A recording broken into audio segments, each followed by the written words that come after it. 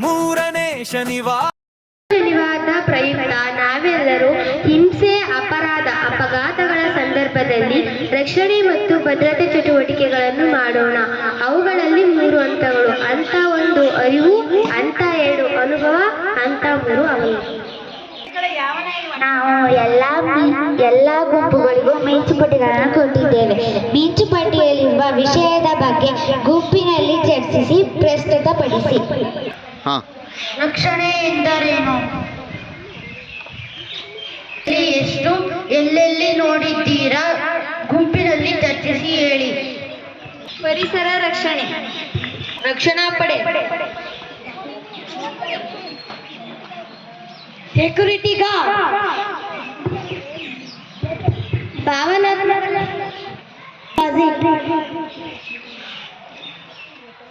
ದೈಹಿಕ ರಕ್ಷಣೆ,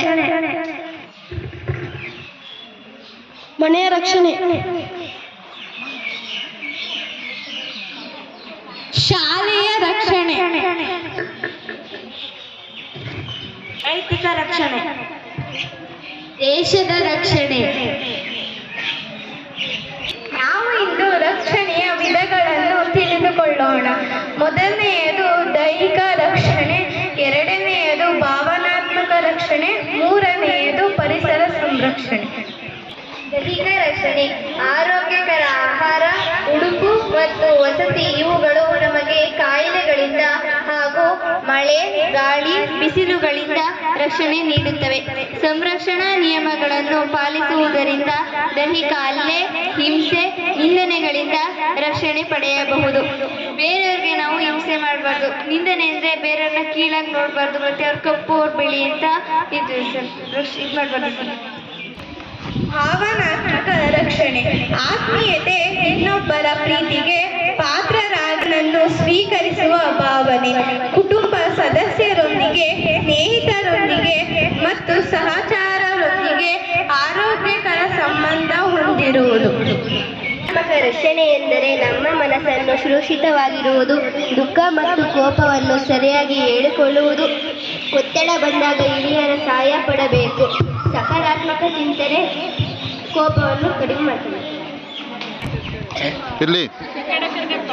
ಪರಿಸರದಲ್ಲಿ ರಕ್ಷಣೆ: ಪ್ರಾಕೃತಿಕ ವಿಕೋಪಗಳಿಂದ ರಕ್ಷಣೆ, ಶುದ್ಧ ಗಾಳಿ, ನೀರು ಮತ್ತು ಆಹಾರದ ಪೂರೈಕೆಗೆ ಅವಕಾಶ, ಸುರಕ್ಷಿತ ಮತ್ತು ಸ್ವಚ್ಛ ವಾಸಸ್ಥಳ ಅವಶ್ಯಕತೆ. ಪರಿಸರ ನಮ್ಮೆಲ್ಲರ ಜೀವನದ ಆಧಾರವಾಗಿದೆ. ಮರವನ್ನು ನೆಟ್ಟಿ ಕಸವನ್ನು ಸರಿಯಾಗಿ ವಿಲೇವಾರಿ ಮಾಡುವುದರಿಂದ ಪರಿಸರ ಸಂರಕ್ಷಣೆಗೆ ಸಹಾಯಕವಾಗಿದೆ. ಪರಿಸರವನ್ನು ಕಾಪಾಡುವುದು ನಮ್ಮೆಲ್ಲರ ಜವಾಬ್ದಾರಿಯಾಗಿದೆ.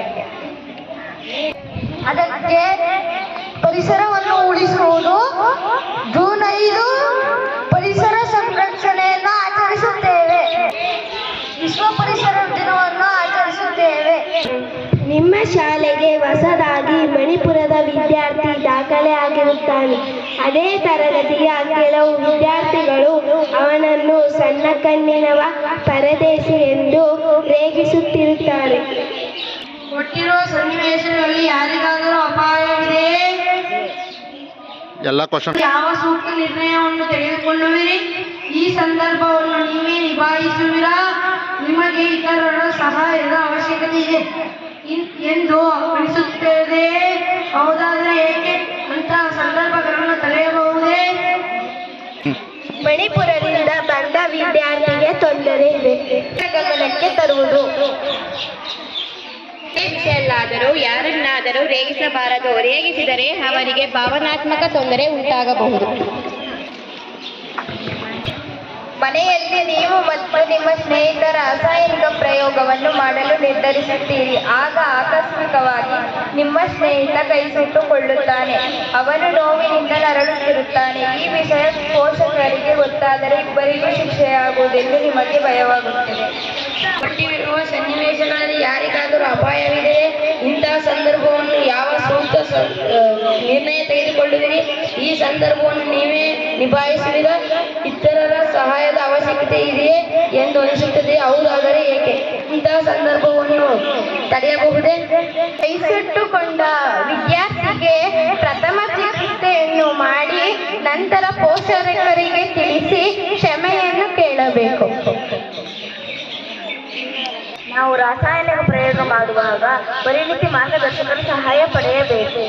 ನಮ್ಮ ಸ್ನೇಹಿತ ಅಪರಿಚಿತ ವ್ಯಕ್ತಿಯೊಡನೆ ಫೋನಿನಲ್ಲಿ ಆಗಾಗ್ಗೆ ಮಾತನಾಡುತ್ತಿರುವುದಾಗಿ ಹೇಳುತ್ತಾಳೆ. ಇದುವರೆಗೂ ಅವರಿಬ್ಬರು ಮುಖಾಮುಖಿಯಾಗಿ ಭೇಟಿಯಾಗುವುದಿಲ್ಲ. ಮುಂದಿನ ವಾರದಲ್ಲಿ ಅವಳು ಅಪರಿಚಿತ ವ್ಯಕ್ತಿಯನ್ನು ಭೇಟಿಯಾಗಲು ಅವನು ಹೇಳಿದ ಜಾಗಕ್ಕೆ ಒಬ್ಬಳೇ ಹೋಗಲು ನಿರ್ಧರಿಸುತ್ತಾಳೆ. ಕೊಟ್ಟಿರುವ ಸನ್ನಿವೇಶಗಳಲ್ಲಿ ಯಾರಿಗಾದರೂ ಅಪಾಯವಿದೆಯೇ? ಇಂತಹ ಸಂದರ್ಭದಲ್ಲಿ ಯಾವ ಸೂಕ್ತ ನಿರ್ಣಯವನ್ನು ತೆಗೆದುಕೊಳ್ಳುವಿರಿ? ಈ ಸಂದರ್ಭವನ್ನು ನೀವೇ ನಿಭಾಯಿಸುವಿರಾ? ನಿಮಗೆ ಇತರರ ಸಹಾಯದ ಅವಶ್ಯಕತೆ ಇದೆ ಎಂದು ಅನಿಸುತ್ತದೆಯೇ? ಹೌದಾದರೆ ಏಕೆ? ಅಂತಹ ಸಂದರ್ಭಗಳನ್ನು ತಡೆಯಬಹುದೇ? ನಾವು ಅಪರಿಚಿತ ವ್ಯಕ್ತಿಗಳ ಜೊತೆ ಅಪರಿಚಿತರ ಜೊತೆ ಹೋಗಬೇಕಾದರೆ ಪೋಷಕರಿಗೆ ಹೇಳಬೇಕು. ಇತರ ಜೊತೆ ಹೋಗಬೇಕಾದರೆ ಪೊಲೀಸರಿಗೆ ಸೂಚನೆ ನೀಡಬೇಕು. ಅವರು ಅಪರಿಚಿತರಿಗೆ ಹೋಗಬೇಕಾದರೆ ಅವರ ಜೊತೆ ಇನ್ನೊಬ್ಬರನ್ನು ಕರೆದುಕೊಂಡು ಹೋಗಬೇಕು. ನಮ್ಮ ಜೊತೆ ಅಂತ ನಾವು ಅಪರಿಚಿತರಿಗೆ ಹೋಗಬೇಕಾದರೆ ನಮ್ಮ ಜೊತೆ ಇನ್ನೊಬ್ಬರನ್ನು ಕರೆದುಕೊಂಡು ಹೋಗಬೇಕು. ಆದರೆ ಅವರ ಜೊತೆ ಹೋಗಲೇಬಾರದು. ಹೋಗಬೇಕಾದರೆ ನಮ್ಮ ಜೊತೆ ಇನ್ನೊಬ್ಬರನ್ನು ಕರೆದುಕೊಂಡು ಹೋಗಬೇಕು. ಆದರೆ ಅವರ ಜೊತೆ ಹೋಗಲೇಬಾರದು. ಹಿಂಸೆ, ಅಪಘಾತಗಳ ಸಂದರ್ಭದಲ್ಲಿ ರಕ್ಷಣೆ ಮತ್ತು ಭದ್ರತೆ. ಹಿಂಸೆ ಮತ್ತು ಅಪಘಾತಗಳು ಸಮಾಜದಲ್ಲಿ ಕಂಡುಬರುವ ಗಂಭೀರ ಸಮಸ್ಯೆಯಾಗಿದೆ. ಹೆಚ್ಚಾಗಿ ವ್ಯಕ್ತಿಯ ಜೀವ, ಆರೋಗ್ಯ, ಆಸ್ತಿ ಮೇಲೆ ದುಷ್ಪರಿಣಾಮ ಬೀರುತ್ತದೆ. ಅಪಘಾತಗಳನ್ನು ತಡೆಗಟ್ಟಲು ನಾವು ರಕ್ಷಿಸುವ ಕ್ರಮಗಳನ್ನು ವಹಿಸಬೇಕು. ಹಿಂಸೆ ಅಂದರೆ ದೈಹಿಕ ಮತ್ತು ಮಾನಸಿಕ ಹಾನಿಯನ್ನು ಉಂಟು ಮಾಡುತ್ತದೆ. ಉದಾಹರಣೆಗೆ, ಸಮಾಜದಲ್ಲಿ ದೌರ್ಜನ್ಯ, ದೈಹಿಕ ಗಾಯಗಳು, ಮಾನಸಿಕ ಒತ್ತಡ ಮತ್ತು ಭಯ, ಕುಟುಂಬದ ವಿಭಜನೆ. ಭದ್ರತಾ ಅಪಘಾತಗಳು ಎಂದರೆ ನಿರ್ಲಕ್ಷ್ಯ ಅಥವಾ ಸುರಕ್ಷತಾ ಕ್ರಮಗಳ ಕೊರತೆಯಿಂದ ಸಂಭವಿಸುವ ಅಪಾಯಗಳು. ಉದಾಹರಣೆಗೆ, ರಸ್ತೆ ಅಪಘಾತ, ಕಾರ್ಖಾನೆ ಅಪಘಾತಗಳು, ವಿದ್ಯುತ್ ಶಾಕ್, ಅಗ್ನಿ ಅವಘಡ. ಹಿಂಸೆಯಿಂದ ಶಿಕ್ಷಣ ಮತ್ತು ಜಾಗೃತಿ ಕಾನೂನು ಕ್ರಮಗಳು. ಪೊಲೀಸ್ ಮತ್ತು ಸಹಾಯವಾಣಿ ಸೇವೆಗಳು ಕುಟುಂಬದ ಪಾತ್ರ ವಹಿಸಬೇಕು. ಅಪಘಾತಗಳ ರಕ್ಷಣೆ, ರಸ್ತೆ ಸುರಕ್ಷತೆ, ಟ್ರಾಫಿಕ್ ಹೆಲ್ಮೆಟ್, ಸೀಟ್ ಬೆಲ್ಟ್ ಅಗತ್ಯ. ಸಮಾಜದಲ್ಲಿ ಶಾಂತಿ, ಸೌಹಾರ್ದ ಮತ್ತು ಮಾನವೀಯ ಮೌಲ್ಯಗಳು ನೆಲೆಸಿರುವ ರಕ್ಷಣೆ ಮತ್ತು ಭದ್ರತೆ ಅತ್ಯಂತ ಅಗತ್ಯ. ಇಂದಿನ ವೇಗದ ಜೀವನ ಶೈಲಿಯಲ್ಲಿ ಹಿಂಸೆ, ಅಪರಾಧ ಮತ್ತು ಅಪಘಾತಗಳಂತಹ ಘಟನೆಗಳು ಹೆಚ್ಚುತ್ತಿರುವುದು ಆತಂಕಕಾರಿ ಸಂಗತಿ. ಇಂತಹ ಸಂದರ್ಭಗಳಲ್ಲಿ ವ್ಯಕ್ತಿಗತ, ಸಾಮಾಜಿಕ ಮತ್ತು ಸರ್ಕಾರಿ ಮಟ್ಟದಲ್ಲಿ ಸೂಕ್ತ ಕ್ರಮಗಳನ್ನು ಕೈಗೊಳ್ಳುವುದು ಬಹಳ ಮುಖ್ಯ. ಹಿಂಸೆ ಎನ್ನುವುದು ದೈಹಿಕವಾಗಿರಬಹುದು, ಮಾನಸಿಕವಾಗಿರಬಹುದು ಅಥವಾ ಸಾಮಾಜಿಕವಾಗಿರಬಹುದು. ಕುಟುಂಬ ಹಿಂಸೆ, ಮಹಿಳೆಯರ ಮೇಲೆ ನಡೆಯುವ ದೌರ್ಜನ್ಯ, ಮಕ್ಕಳ ಮೇಲಿನ ಹಿಂಸೆ ಇತ್ಯಾದಿ ಸಮಸ್ಯೆಗಳು ಸಮಾಜದಲ್ಲಿ ಕಂಡುಬರುತ್ತಿವೆ. ಇಂತಹ ಘಟನೆಗಳನ್ನು ತಡೆಯಲು ಕಾನೂನು ಮತ್ತು ಜಾಗೃತಿ ಎರಡೂ ಅಗತ್ಯ. ಭಾರತದಲ್ಲಿ ಮಹಿಳೆಯರ ರಕ್ಷಣೆಗೆ protection of women from domestic violence act ಎಂಬ ಕಾನೂನು ಜಾರಿಯಲ್ಲಿದೆ. ಕಾನೂನು ಮಂಡನೆ. ಹಿಂಸೆ, ಅಪರಾಧ ಹಾಗೂ ಅಪಘಾತಗಳ ಸಂದರ್ಭದಲ್ಲಿ ರಕ್ಷಣೆ ಮತ್ತು ಭದ್ರತೆ. ಇಂದಿನ ಆಧುನಿಕ ಸಮಾಜದಲ್ಲಿ ಹಿಂಸೆ, ಅಪರಾಧ ಹಾಗೂ ಅಪಘಾತಗಳ ಸಂಖ್ಯೆ ದಿನೇ ದಿನೇ ಹೆಚ್ಚುತ್ತಿರುವುದು ಚಿಂತಾಜನಕ ವಿಷಯವಾಗಿದೆ. ಮಾನವನ ಜೀವ ಅಮೂಲ್ಯವಾದುದು. ಆದ್ದರಿಂದ ಯಾವುದೇ ಅಪಾಯಕಾರಿ ಸಂದರ್ಭದಲ್ಲಿಯೂ ಜೀವ ಮತ್ತು ಆಸ್ತಿಯನ್ನು ರಕ್ಷಿಸುವುದು ಪ್ರತಿಯೊಬ್ಬರ ಕರ್ತವ್ಯವಾಗಿದೆ. ಈ ಹಿನ್ನೆಲೆಯಲ್ಲಿ ರಕ್ಷಣೆ ಮತ್ತು ಭದ್ರತೆ ಅತ್ಯಂತ ಮಹತ್ವದ ವಿಷಯವಾಗಿದೆ. ಹಿಂಸೆ ಎಂಬುದು ವ್ಯಕ್ತಿಯ ಮೇಲೆ ದೈಹಿಕ ಅಥವಾ ಮಾನಸಿಕ ಹಾನಿ ಮಾಡುವ ಕ್ರಿಯೆಯಾಗಿದೆ. ಇದು ಕುಟುಂಬದಲ್ಲಿಯೂ, ಸಮಾಜದಲ್ಲಿಯೂ ಮತ್ತು ರಾಷ್ಟ್ರ ಮಟ್ಟದಲ್ಲಿಯೂ ಕಾಣಿಸಬಹುದು. ಪ್ರಬಂಧ ಮಂಡನೆ. ಹಿಂಸೆ, ಅಪರಾಧ ಮತ್ತು ಅಪಘಾತಗಳ ಸಂದರ್ಭದಲ್ಲಿ ರಕ್ಷಣೆ ಮತ್ತು ಭದ್ರತೆ. ಹಿಂಸೆ, ಅಪರಾಧ ಮತ್ತು ಅಪಘಾತಗಳು ಇಂದಿನ ಸಮಾಜದಲ್ಲಿ ಹೆಚ್ಚುತ್ತಿರುವ ಗಂಭೀರ ಸಮಸ್ಯೆಗಳಾಗಿವೆ. ಇವು ಮಾನವ ಜೀವನದಲ್ಲಿ ಮೇಲೆ ಭಾರೀ ಪರಿಣಾಮ ಬೀರುತ್ತಿದೆ. ಆದ್ದರಿಂದ ಇಂತಹ ಸಂದರ್ಭಗಳಲ್ಲಿ ರಕ್ಷಣೆ ಮತ್ತು ಭದ್ರತೆ ಅತ್ಯಂತ ಅಗತ್ಯವಾಗಿದೆ. ಜೀವ ಅಮೂಲ್ಯವಾದುದರಿಂದ ಅದನ್ನು ಕಾಪಾಡುವುದು ಪ್ರತಿಯೊಬ್ಬರ ಜವಾಬ್ದಾರಿಯಾಗಿದೆ. ಹಿಂಸೆ ಎಂದರೆ ಇತರರಿಗೆ ದೈಹಿಕ ಮತ್ತು ಮಾನಸಿಕ ಹಾನಿ ಮಾಡುವುದು. ಮನೆ, ಶಾಲೆ ಅಥವಾ ಸಮಾಜದಲ್ಲಿ ನಡೆಯುವ ಹಿಂಸೆಯನ್ನು ತಡೆಯಲು ಜಾಗೃತಿ ಬಹಳ ಮುಖ್ಯ. ಮಕ್ಕಳಿಗೆ ಹಾಗೂ ಮಹಿಳೆಯರಿಗೆ ಸುರಕ್ಷಿತ ವಾತಾವರಣ ಒದಗಿಸಬೇಕು. ಹಿಂಸೆ ಕಂಡು ಬಂದರೆ ಮೌನವಾಗಿರದೆ ಸಂಬಂಧಿತ ಅಧಿಕಾರಿಗಳಿಗೆ ಮಾಹಿತಿ ನೀಡಬೇಕು. ಜಾಲದಿಂದ ನಮ್ಮನ್ನು ಹೇಗೆ ಕಾಪಾಡಿಕೊಳ್ಳುವುದು ಎಂಬುದರ ಬಗ್ಗೆ ಹೇಳುತ್ತೇವೆ. ಅಂತರ್ಜಾಲದಿಂದ ರಕ್ಷಣೆ ಎಂದರೆ ಇಂಟರ್ನೆಟ್ ಬಳಸುವಾಗ ನಮ್ಮ ವೈಯಕ್ತಿಕ ಮಾಹಿತಿ, ಗೌಪ್ಯತೆ, ಹಣ ಮತ್ತು ಸಾಧನಗಳ ದುರುಪಯೋಗ, ವಂಚನೆ, ವೈರಸ್ಗಳು, ಹ್ಯಾಕಿಂಗ್ ಮುಂತಾದ ಅಪಾಯಗಳಿಂದ ಕಾಪಾಡಿಕೊಳ್ಳುವ ಕ್ರಮಗಳು. ಉದಾಹರಣೆಗೆ ಅಪರಿಚಿತ ಲಿಂಕ್ಗಳು, ಸಂದೇಶಗಳನ್ನು ಎದಿರುವುದು,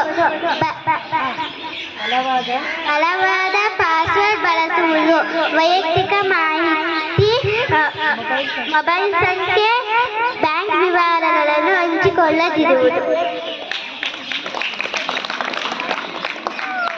ಅಂತರ್ಜಾಲದ ಬಳಕೆ ಮಕ್ಕಳ ಭಾವನೆಗಳ ಮೇಲೆ ಹೇಗೆ ಪರಿಣಾಮ ಬೀರುತ್ತದೆ ಎಂದರೆ, ಅಂತರ್ಜಾಲದ ಬಳಕೆ ಮಕ್ಕಳ ಭಾವನೆಗಳ ಮೇಲೆ ಒಳ್ಳೆಯದು ಹಾಗೂ ಕೆಟ್ಟದು ಎರಡೂ ರೀತಿಯ ಪರಿಣಾಮಗಳನ್ನು ಉಂಟು ಮಾಡುತ್ತದೆ. ಅದರಲ್ಲಿ ಒಳ್ಳೆಯ ಪರಿಣಾಮಗಳು: ಜ್ಞಾನ ಮತ್ತು ಕುತೂಹಲ ಹೆಚ್ಚಳ, ಹೊಸ ವಿಷಯಗಳನ್ನು ಕಲಿಯಲು ಸಹಾಯವಾಗುತ್ತದೆ, ಸಂತೋಷ ಮತ್ತು ಮನರಂಜನೆ, ಆಟಗಳು, ಹಾಡುಗಳು, ಕಥೆಗಳು, ಮಕ್ಕಳಿಗೆ ಸಂತೋಷ ಸಿಗುತ್ತವೆ. ಸಾಮಾಜಿಕ ಸಂಪರ್ಕ, ಸ್ನೇಹಿತರೊಂದಿಗೆ ಮಾತನಾಡಲು, ಕಲಿಕೆ ಹಂಚಿಕೊಳ್ಳಲು ಅವಕಾಶ, ಆತ್ಮವಿಶ್ವಾಸ ವೃದ್ಧಿ, ತಮ್ಮ ಪ್ರತಿಭೆಯನ್ನು ಆನ್ಲೈನ್ನಲ್ಲಿ ತೋರಿಸಿದಾಗ ಧೈರ್ಯ ಹೆಚ್ಚಾಗುತ್ತದೆ. ಧನ್ಯವಾದಗಳು. ಕೆಟ್ಟ ಪರಿಣಾಮಗಳು: ಒಂಟಿತನ ಭಾವನೆ, ಹೆಚ್ಚು ಸಮಯ ಮೊಬೈಲ್ ಬಳಸಿದರೆ ನೈಜ ಸ್ನೇಹ ಕಡಿಮೆಯಾಗುತ್ತದೆ, ಭಯ ಮತ್ತು ಆತಂಕ, ಭಯಾನಕ ಅಥವಾ ತಪ್ಪು ಮಾಹಿತಿಯಿಂದ ಮನಸ್ಸು ಅಶಾಂತವಾಗಬಹುದು, ಕೋಪ ಮತ್ತು ಅಸಹನೆ, ಆಟಗಳಲ್ಲಿ ಸೋತಾಗ ಅಥವಾ ಮೊಬೈಲ್ ಕಿತ್ತಿಕೊಂಡಾಗ ಕೋಪ ಹೆಚ್ಚಾಗಬಹುದು, ತಮ್ಮ ಬಗ್ಗೆ ಕೀಳರಿಮೆ, ಇತರರ ಜೀವನದ ಜೊತೆ ಹೋಲಿಕೆ ಮಾಡಿ ನಿರಾಶೆ ಉಂಟಾಗಬಹುದು. ಧನ್ಯವಾದಗಳು. ಅಂತರ್ಜಾಲದಲ್ಲಿ ಸುರಕ್ಷಿತವಾಗಿರುವುದು ಮುಖ್ಯ ಎಂದು ನಿಮಗೆ ಅನಿಸುತ್ತಿದೆಯೇ? ಹೌದು, ಅಂತರ್ಜಾಲದಿಂದ ಸುರಕ್ಷಿತವಾಗುವುದು ಮುಖ್ಯ. ಕಾರಣಗಳು: ನಮ್ಮ ವೈಯಕ್ತಿಕ ಮಾಹಿತಿ ಕಳವು ಆಗುವುದನ್ನು ತಡೆಯುತ್ತದೆ. ಆನ್ಲೈನ್ ವಂಚನೆ ಮತ್ತು ಮೋಸಗಳಿಂದ ರಕ್ಷಣೆ ನೀಡುತ್ತದೆ. ಮಕ್ಕಳಿಗೆ ಮತ್ತು ವಿದ್ಯಾರ್ಥಿಗಳಿಗೆ ಸುರಕ್ಷಿತ ಅಧ್ಯಯನ ವಾತಾವರಣ ಒದಗಿಸುತ್ತದೆ.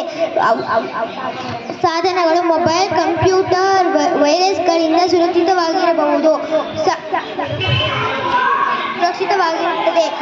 ಸಾರಾಂಶ: ಸುರಕ್ಷತೆಯನ್ನು ಒದಗಿಸಬಹುದು. ಭೌತಿಕ ಸುರಕ್ಷತೆ: ಶಾಲಾ ಆವರಣದ ಸುತ್ತಲೂ ಬಲವಾದ ಬೇಲಿ ಮತ್ತು ಗೇಟ್ಗಳು ಇರಬೇಕು. ಪ್ರವೇಶ ನಿರ್ಗಮನಕ್ಕೆ ಭದ್ರತಾ ಸಿಬ್ಬಂದಿಯನ್ನು ನೇಮಿಸಬೇಕು. ಶಾಲಾ ಕಟ್ಟಡಗಳಲ್ಲಿ ಅಗ್ನಿನಂದಕ ಸಾಧನಗಳು. ವಿದ್ಯಾರ್ಥಿಗಳ ಸುರಕ್ಷತೆ: ಶಿಕ್ಷಕರು ಮಕ್ಕಳ ಮೇಲೆ ಸದಾ ಗಮನವಿಟ್ಟು ನೋಡಬೇಕು. ಶಾಲೆಯಲ್ಲಿ ಹಿಂಸೆ, ಕಿರುಕುಳ ತಡೆಯಲು ನಿಯಮಗಳು ಇರಬೇಕು. ಅನಾರೋಗ್ಯ ಅಥವಾ ಅಪಘಾತವಾದರೆ ತಕ್ಷಣ ಪ್ರಥಮ ಚಿಕಿತ್ಸೆ ನೀಡುವ ವ್ಯವಸ್ಥೆ ಇರಬೇಕು. ಸಾರಿಗೆ ಸುರಕ್ಷತೆ: ಶಾಲಾ ವಾಹನಗಳಲ್ಲಿ ಚಾಲಕರು ಮತ್ತು ಸಹಾಯಕರು ಜವಾಬ್ದಾರಿಯಾಗಿರಬೇಕು. ಬಸ್ಗಳಲ್ಲಿ ಪ್ರಥಮ ಚಿಕಿತ್ಸೆ ಪೆಟ್ಟಿಗೆ ಮತ್ತು ತುರ್ತು ಸಂಪರ್ಕ ಸಂಖ್ಯೆ ಇರಬೇಕು. ಮಕ್ಕಳನ್ನು ಸುರಕ್ಷಿತವಾಗಿ ಏರಿಸಿ ಇಳಿಸುವ ಕ್ರಮ ಪಾಲಿಸಬೇಕು. ಕುಡಿಯುವ ನೀರು ಮತ್ತು ಸ್ವಚ್ಛ ಶೌಚಾಲಯಗಳು ಇರಬೇಕು. ತರಗತಿಗಳು ಮತ್ತು ಆವರಣವನ್ನು ಸದಾ ಸ್ವಚ್ಛವಾಗಿರಿಸಬೇಕು. ಆರೋಗ್ಯ ಅನುಭವ. ಎಲ್ಲರಿಗೂ ನಮಸ್ಕಾರ. ನನ್ನ ಹೆಸರು ಅಮೃತ. ನನ್ನ ಶಾಲೆಯ ಹೆಸರು ಸರ್ಕಾರಿ ಹಿರಿಯ ಪ್ರಾಥಮಿಕ ಶಾಲೆ ಕಸುವಿನಹಳ್ಳಿ. ಇಂದು ನಾವು ಸಂಭ್ರಮ ಶನಿವಾರವನ್ನು ಆಚರಿಸುತ್ತಿದ್ದೇವೆ.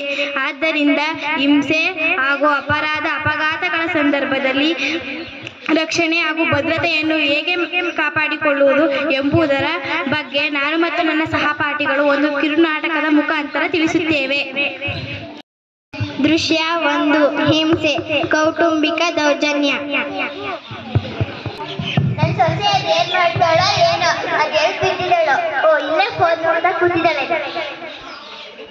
ಫೋನ್ ನೋಡ್ತಾ ಕೂತಿದೆಯಾ? ಇನ್ನು ಪಾತ್ರೆ ತೊಳಿಬೇಕು, ಕಸ ಗುಡಿಸ್ಬೇಕು, ಅಡುಗೆ ಮಾಡ್ಬೇಕು, ಎಷ್ಟೊಂದು ಕೆಲಸಗಳಿವೆ. ಕೆಲಸ ಮಾಡು ಹೋಗು. ನಮ್ಮ ಅತ್ತೆ ಎಷ್ಟು ಕೆಲಸ ಮಾಡಿದ್ರು ಬೈತಾರೆ, ಹೊಡಿತಾರೆ. ವಿಜಯ್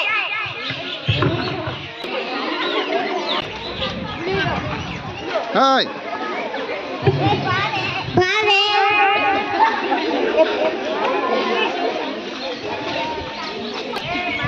ಏನ್ ಬೇಕು? ಏನ್ ಮಾಡಿದ್ರೆ ಅಡುಗೆ ಏನೋ ತಗೋಬೇಕು.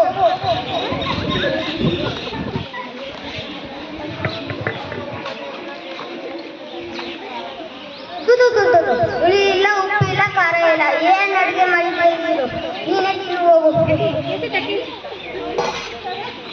ಎಲ್ಲ ಚೆನ್ನಾಗೇ ಇದೆಯಲ್ಲ, ಇನ್ನೇನ್ ಬೇಕು ನಿಮ್ಗೆ?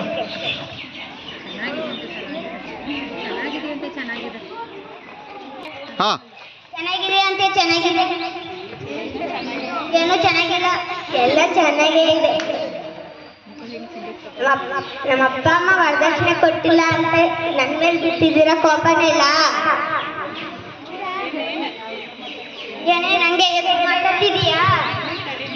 ಮಾಡ್ತೀನಿ ತಡಿ.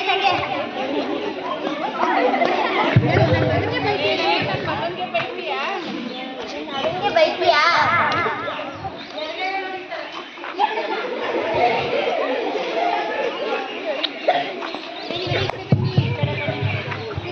ಈ ಕಡೆ ಬರ್ರಿ.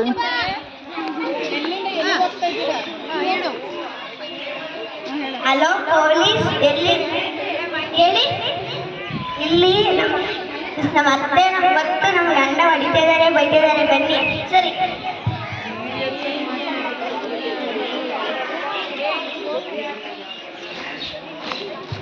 ಇದೇಕ್ ಜಗಳ ಆಡ್ತಿದ್ದೀರಾ? ನಮ್ಮ ಅಪ್ಪ ಅಮ್ಮ ವರದಕ್ಷಿಣೆ ಕೊಟ್ಟಿಲ್ಲ ಅಂತ ಬೈತಿದ್ದಾರೆ, ಹೊಡಿತಿದ್ದಾರೆ. ವರದಕ್ಷಿಣೆ ಬೇಕಾ? ವರದಕ್ಷಿಣೆ ಹೆಣ್ಣು ಮಕ್ಕಳ ಮೇಲೆ ದೌರ್ಜನ್ಯ. ಬನ್ನಿ, ನಿಮ್ಗೆ ವರದಕ್ಷಿಣೆ ಕೊಡ್ತೀನಿ.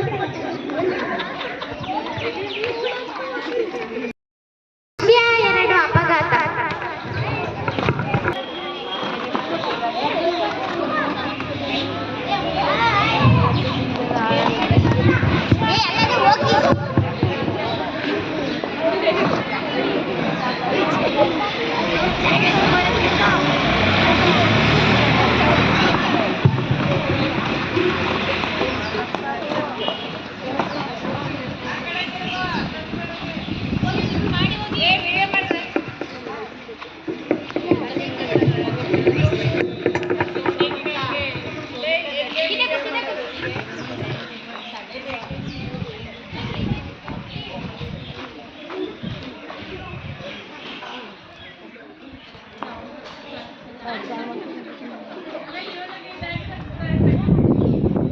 ಏನಾಗಿದೆ?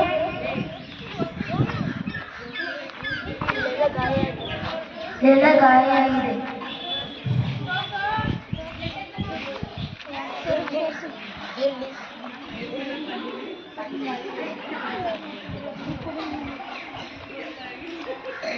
ನಿಮ್ಗೆ ಮಾನವೀಯತೆ ಇಲ್ವಾ? ಈ ತರ ಅಪಘಾತ ಆದಾಗ ಫೋಟೋ ವಿಡಿಯೋ ತೆಗಿತಿದ್ದೀರಾ? ಅವ್ರಿಗೆ ಪ್ರಥಮ ಚಿಕಿತ್ಸೆ ನೀಡಿ ಆಸ್ಪತ್ರೆಗೆ ಕರೆದುಕೊಂಡು ಹೋಗುವ ವ್ಯವಸ್ಥೆ ಮಾಡಬೇಕು.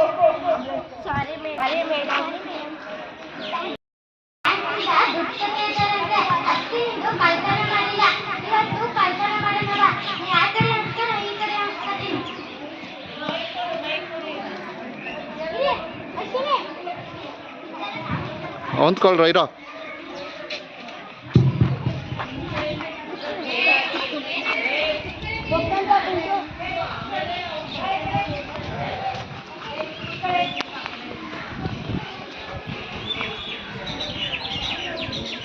ಇವತ್ತು ನಾನು ಬ್ಯಾಂಕಿಂದ ದುಡ್ಡು ತರ್ತಾ ಇದ್ದೀನಿ. ಯಾರಿಗೂ ಹೇಳ್ಬಾರ್ದು, ನಾನು ಒಬ್ಬರೇ ಇಟ್ಕೋಬೇಕು.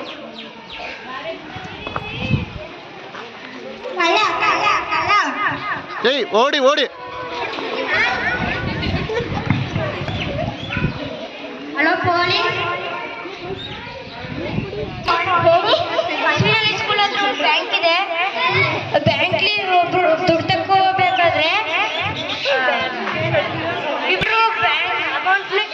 ಕಿತ್ಕೊಂಡು ನಾವು ಕಳ್ಳರನ್ನ ಇಟ್ಕೊಂಡಿದ್ದೀವಿ, ನೀವು ಬಂದು ಈಗ ಕರ್ಕೊಂಡು ಹೋಗ್ಬೇಕು. ಸರಿ ಬರ್ತೀವಿ.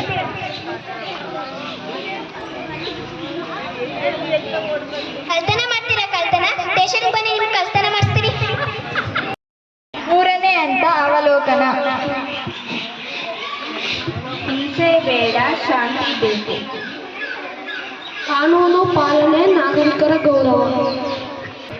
ಅಪರಾಧ ತಡೆಗೆ ಜಾಗೃತಿ ಅಗತ್ಯ. ಎಚ್ಚರಿಕೆ ರಕ್ಷಣೆಯ ಮೊದಲ ಹೆಜ್ಜೆ. ಸುರಕ್ಷಿತ ನಡೆ, ಸುಖಕರ ಬದುಕು. ನಾವು ಜಾಗೃತರಾಗೋಣ, ಸಮಾಜವನ್ನು ಸುರಕ್ಷಿತಗೊಳಿಸೋಣ. ಅಪಘಾತ ತಪ್ಪಿಸೋಣ, ಜೀವ ಉಳಿಸೋಣ. ಹಿಂಸೆ, ಅಪರಾಧ ಮತ್ತು ಅಪಘಾತಗಳ ರಕ್ಷಣೆ ಮತ್ತು ಭದ್ರತೆಗೆ ಸಂಬಂಧಪಟ್ಟಂತೆ ಇಂದು ನಾವು ಪ್ರತಿಜ್ಞೆ ಸ್ವೀಕಾರ ಮಾಡೋಣ. ನಾನು ಸುರಕ್ಷಿತವಾಗಿರಲು ಮತ್ತು ಸ್ನೇಹಿತರ ಹಾಗೂ ಸಮುದಾಯದ ಇತರೆ ಸದಸ್ಯರ